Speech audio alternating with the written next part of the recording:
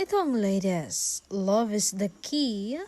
Donnie Bell, malabong maghiwalay. Ayaw magkomento ni Donnie sa mga nauusong hiwalayan ngayon sa showbiz.